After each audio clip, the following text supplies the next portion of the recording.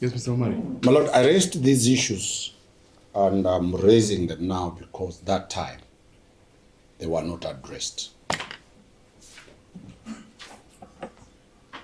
This is the issue of Article 53 of the Constitution,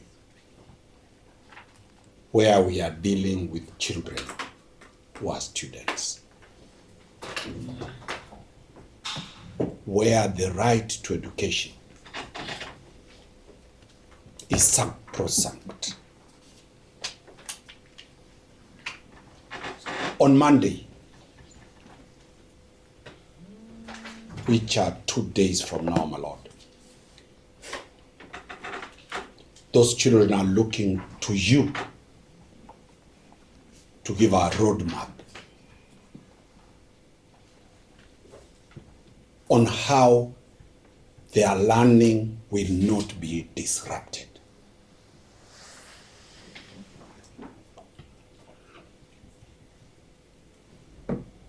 Number one, about the teachers. The last private school that had TSC teachers was Sunshine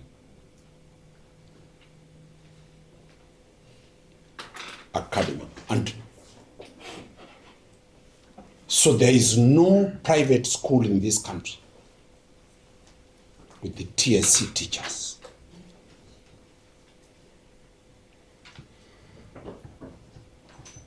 Effectively, yesterday, the TSC will pull out all TSC teachers from that school,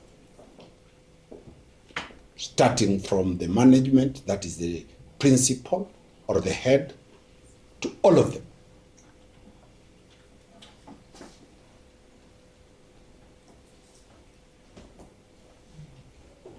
We will be asking the court to give an order to TSC to retain those teachers to teach.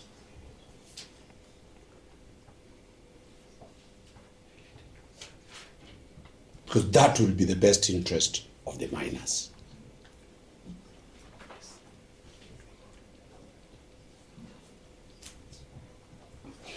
Your Honor, the second issue is the board of management. That is where the fifth respondent comes in. Public schools are managed by the board of management, appointed by the minister, that is the cabinet secretary.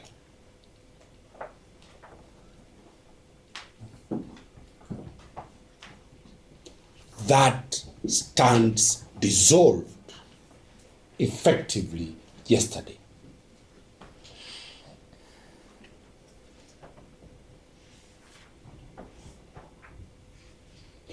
Board of Management hires support staffs for the school. There's the teaching staff and there is the support staff.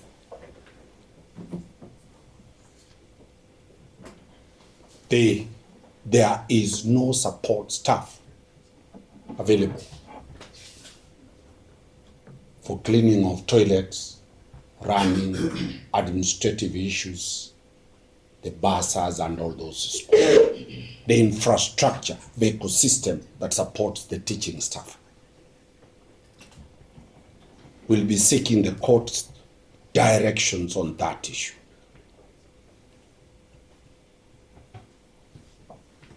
Third is the question of the center which the state, the Attorney General, has brought to the attention of the court. The examination center.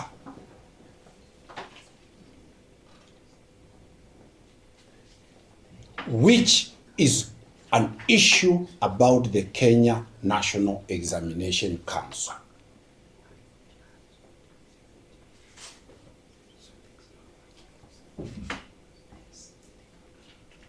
the new private school is not an examination registered center.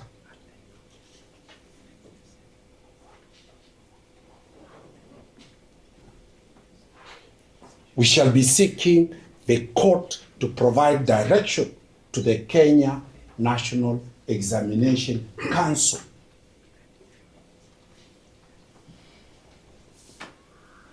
either to extend the existing center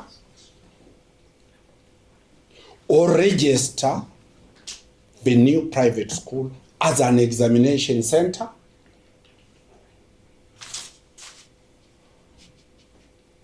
for the purpose of national examination.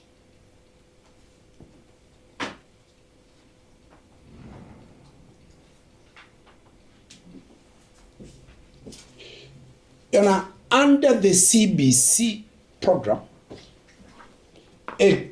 assessment is continuous. It is not a one-off exam that we did.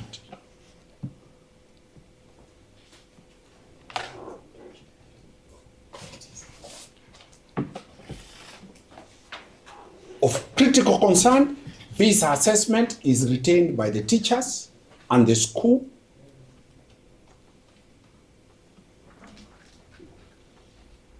and therefore we'll be urging the court to address that issue. How do we deal with assessment already done under the old regime?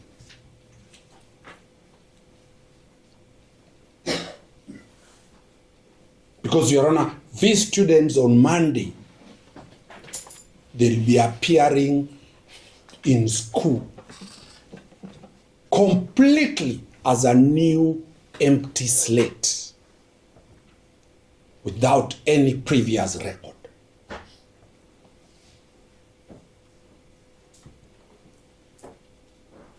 Fifth, Your Honor,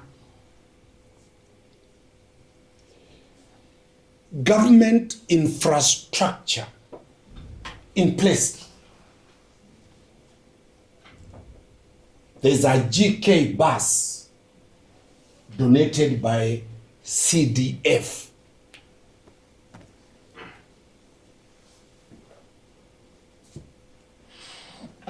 It cannot be in that private school in any extra second,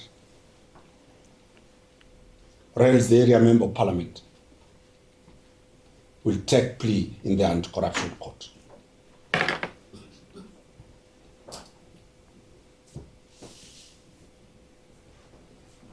The infrastructure called furniture, funded by government, must be carted out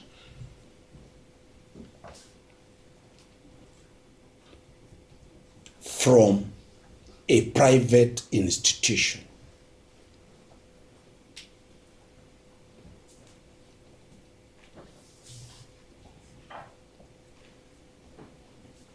You know, in summary, we are facing an abyss.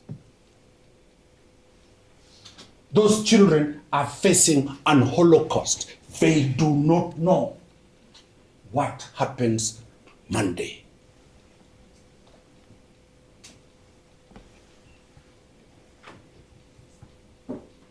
The new private owners take the dog and answer those questions, which are real, because now the reality is now when it has dawned. Our children will have to ask the lawyers, they will ask the court, they'll ask everybody, how do we move forward? And Your Honor, this file must provide solutions of those hard questions that are being asked not by the lawyers, but by the children, pursuant to Article 53 of the Constitution.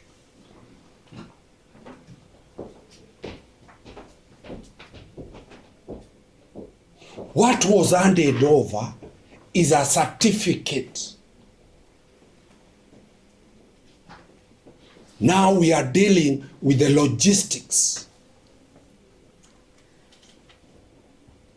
What the law calls transitional clauses.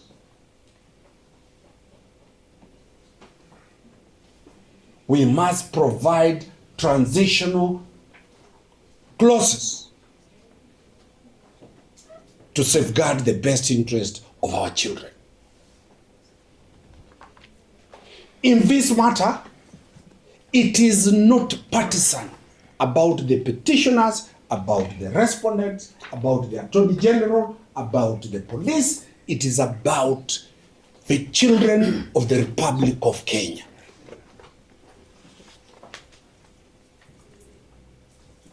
And I will want us to see it beyond who owns what, but the question about the children of Kenya. My Lord, I'm beseeching the new owners to provide an answer and a roadmap on those questions that I've asked. We have today, we have tomorrow, we have Saturday, we have Sunday. So that it is very clear what happens on Monday.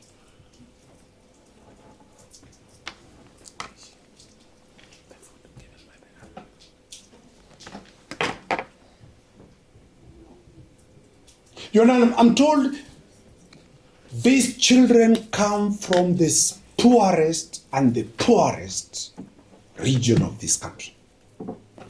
They are being given food by the government. They are being fed by the government.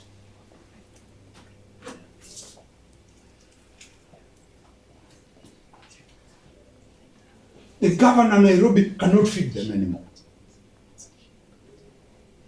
The government of the Republic of Kenya cannot feed children in a private institution. Why would that be so? How? The law does not allow. They remain children. The law does not allow. They will take plea before this court and I'll be defending them under the anti-corruption.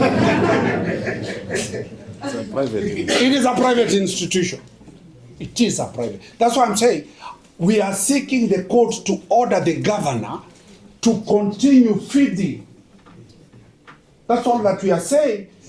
By law, they will not be fed unless this court orders that they continue being fed. You're saying that the governor has a... They have a program. What is it called? Is it Dishi? Dishina County. Dishina County. Is only applicable to public schools? Only public schools. This is the reality my president now needs to answer.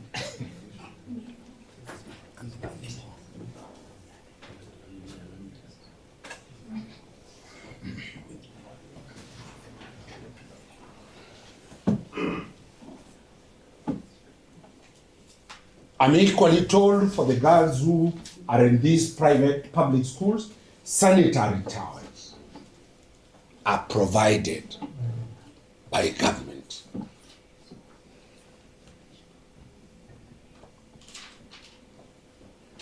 But Lord, these are the nitty-gritty.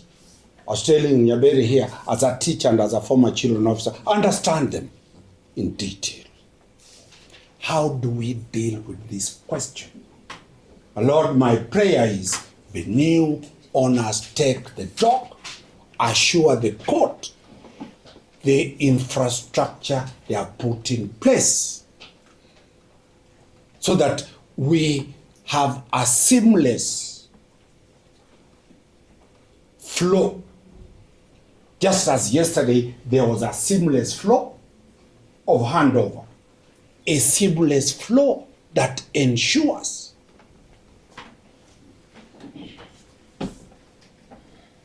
my Lord, if I will go back to the case law on the question I'm saying, this is the situation that faced Justice Thande Mugure in Malindi 2 weeks ago. When she found out that the elections, the general elections, were to be conducted last week on Tuesday.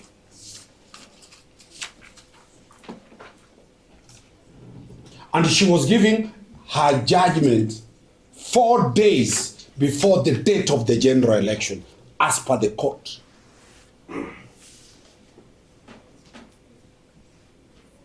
And in her own words, she said, to avoid causing chaos,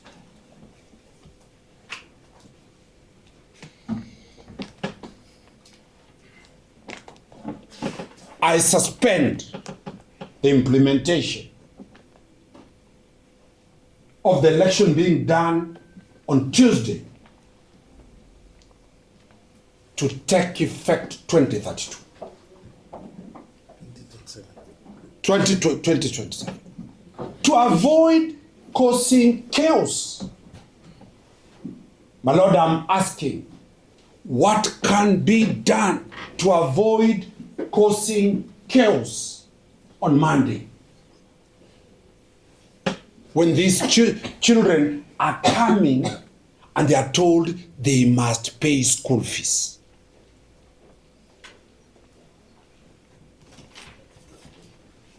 Private entities pay school fees.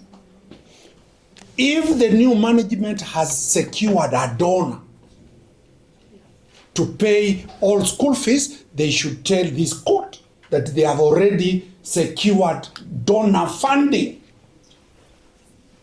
and the children will not be chased from school.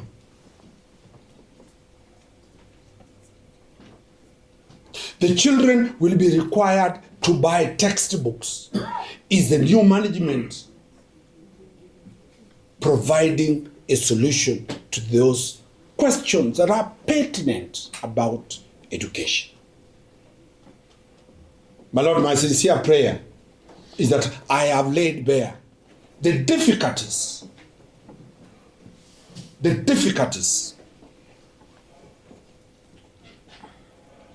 that now the implementation of yesterday's court orders has given birth to. They must be resolved before Monday. And my prayer is, let those questions be, the answers be provided. Will the management say they have no obligation to disclose that? My Lord, the management, the private management, are duty bound to give this court and to the whole country how they intend to deal with these children. Lastly, there are no private children in this country. The Constitution is a constitution that protects every child in this country.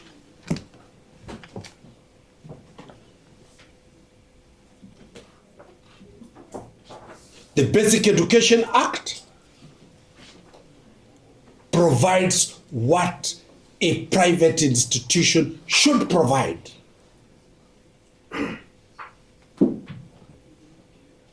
My Lord, it will not be business as usual on Monday.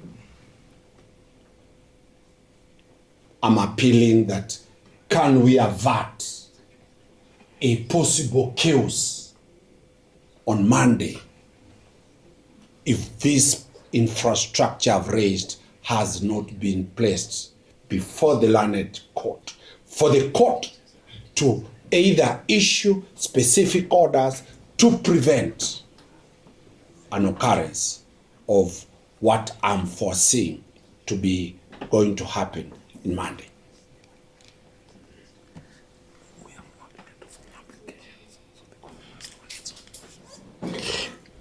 But look, the petitioner might say that we need to make a formal application for that. I have brought it to the attention of the court that Today is Thursday, Friday, Saturday, Monday. Over how many students are there? How many students? How many thousands? 1,000? 3,000. 3,000. How many? One chip? 1,800. That is the face. Your Honor, that is the gravity.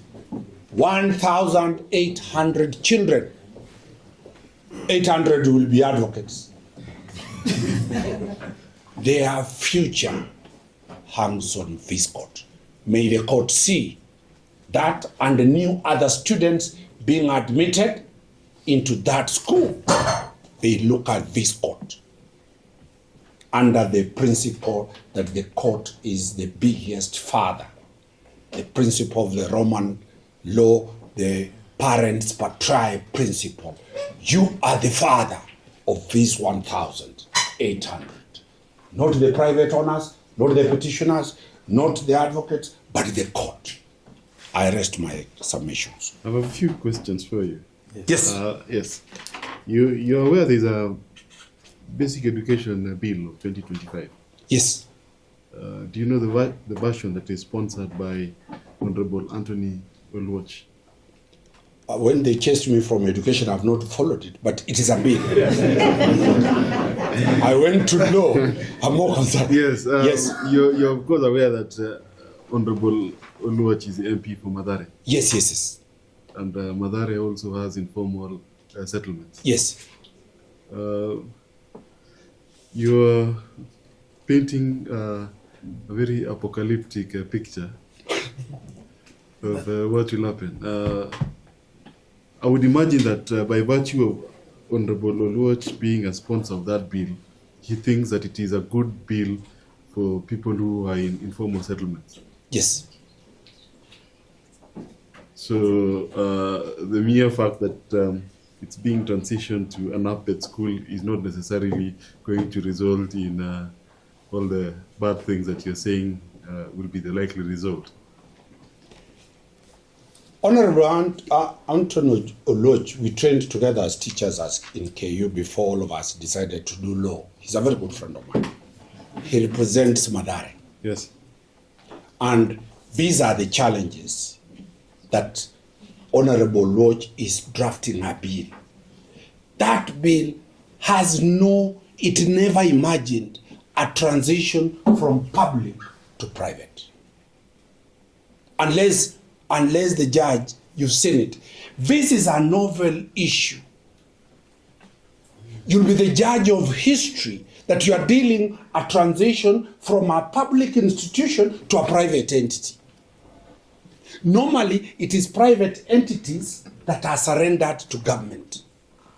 After either there are wrangles between proprietors, between faiths and what, government comes in to take over.